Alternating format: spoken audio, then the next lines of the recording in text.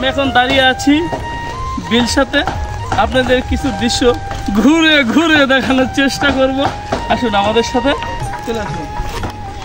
এই যে একটা ব্রিজ, এটা প্রাচীন যুগের ব্রিজ বলতে পারেন। এটা আগে যে বাঁশের চালাট এবং বাঁশ দিয়ে যে ব্রিজ তৈরি করা হতো, যাকে সাঁকো বলে, এই সাঁকোতে মানুষ চলাচল করে, যাতায়াত করে। এবং এই জায়গা হলো, একটু ঠিকানাটা বলে দিই, বিলসা, গুরদাসপুর বিলসা। এখানে আসুন, আপনারা কিছু বিনোদন জায়গা আছে এখানে দেখাতে পারেন।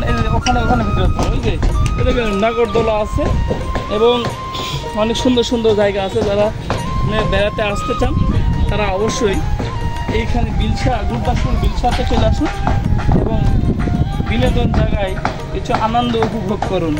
আজ এই পর্যন্তই। ভালো থাকুন, সুস্থ থাকুন, এই প্রত্যাশায়। আল্লাহ হাফেজ।